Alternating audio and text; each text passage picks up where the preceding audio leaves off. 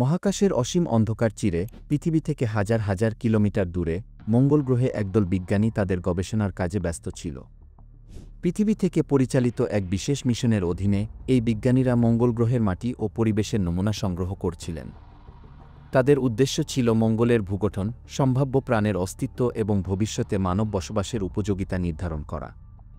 সবকিছু পরিকল্পনা অনুযায়ী চলছিল, কিন্তু হঠাৎ করেই মিশন কন্ট্রোল থেকে জরুরি বার্তা আসে, এক ভয়ানক ধূলিঝড় দ্রুত তাদের অবস্থানের দিকে ধেয়ে আসছে।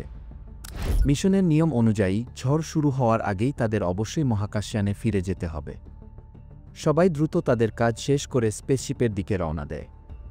তবে এই ব্যস্ততার মাঝেই ঘটে যায় একটি দুর্ঘটনা। বিজ্ঞানী মার্ক রবার্টস, যিনি দলটির অন্যতম গুরুত্বপূর্ণ সদস্য, ঝড়ের প্রচণ্ড ধাক্কায় ভারসাম্য হারিয়ে পড়ে যান এবং দল থেকে বিচ্ছিন্ন হয়ে যান। তার সুরক্ষিত পোশাকের মধ্যে দিয়ে একটি ধারালো ধাতব টুকরো তার পেটে ঢুকে যায়, ফলে প্রচণ্ড রক্তক্ষরণ শুরু হয়। ঝড় এতটাই ভয়াবহ ছিল যে কেউই মার্কের সঠিক অবস্থান নির্ধারণ করতে পারছিল না। ক্রুরা বারবার তার সঙ্গে যোগাযোগের চেষ্টা করেও ব্যর্থ হয়। সময় ফুরিয়ে আসছিল, ঝড় আরও ভয়ানক হয়ে ওঠায় ক্রুরা সিদ্ধান্ত নেয় মিশন বাতিল করে মঙ্গল ছেড়ে চলে যাওয়ার। তারা মনে করে মার্ক হয়তো আর বেঁচে নেই। তাই চোখের পানি ফেলতে থাকে এবং তারা মঙ্গল ত্যাগ করে। কিন্তু মার্ক বেঁচে ছিল। প্রচণ্ড ব্যথা ও রক্তক্ষরণ নিয়েও সে ধীরে ধীরে উঠে দাঁড়ায়। তার জীবন এখন শুধুই সংগ্রাম। সে তার ক্ষতস্থান কোনোরকমে ব্যান্ডেজ দিয়ে বাঁধে, তারপর প্রচণ্ড ধূলিঝড়ের মাঝেই টলতে টলতে একটি আশ্রয়ের খোঁজ করতে শুরু করে। একসময় সে পৌঁছায় এক শেল্টারে, যা তার দল মিশনের অংশ হিসেবে আগে থেকেই তৈরি করেছিল।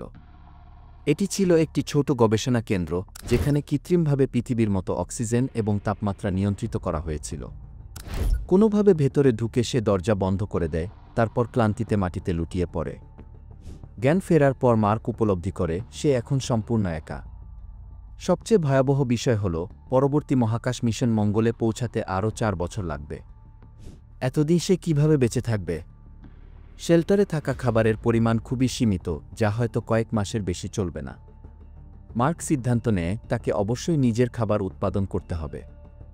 কিন্তু মঙ্গলের প্রায় মৃত জমিতে তা সম্ভব কিভাবে? এরপর সে একটি পরিকল্পনা করে। সে তার নিজের শরীরের বর্জ্যকে সার হিসেবে ব্যবহার করে শেল্টারের অভ্যন্তরে আলু চাষ করার উদ্যোগ নেয়। এতে করে সে অন্তত কিছু খাবার পেতে পারে। এদিকে পৃথিবীর নাসা বিজ্ঞানীরা একসময় জানতে পারে যে মিশনে ফেলে আসা রোবটিক যান পাথফাইন্ডার এখনও মঙ্গলে অকার্যকর অবস্থায় রয়েছে। মার্ক সিদ্ধান্ত নেয় সে সেটিকে খুঁজে বের করে ঠিক করার চেষ্টা করবে। কয়েকদিনের পরিশ্রমে সে সফল হয়।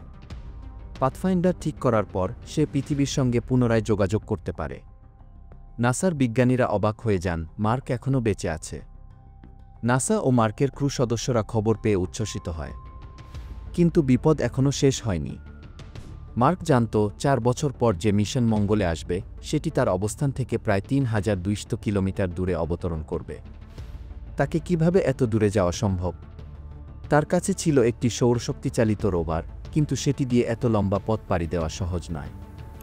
এদিকে নাসা সিদ্ধান্ত নেয় একটি নতুন মহাকাশযান পাঠাবে যা দ্রুত মঙ্গলে পৌঁছাবে। তবে এই অভিযান অত্যন্ত জটিল ও বিপজ্জনক ছিল।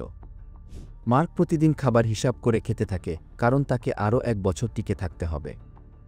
একসময় তার শেল্টারের পরিবেশ নষ্ট হয়ে যায়, ফলে নতুন করে খাবার উৎপাদন করা সম্ভব হয় না।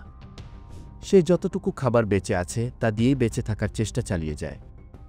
অবশেষে নাসার উদ্ধারকারী মহাকাশযান মঙ্গলের কক্ষপথে প্রবেশ করে।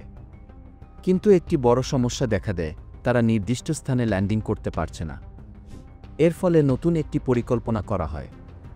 মার্ককে তার রোভারে চড়ে নির্ধারিত স্থানে যেতে হবে এবং তার মহাকাশযানের সাহায্যে নিজেকে মহাশূন্যে উৎক্ষেপণ করতে হবে। সবকিছু প্রস্তুত করা হয়। মার্ক শূন্য মহাকাশে উৎক্ষেপিত হয়, কিন্তু তার মহাকাশযান সঠিক লক্ষ্যে পৌঁছাতে ব্যর্থ হয়।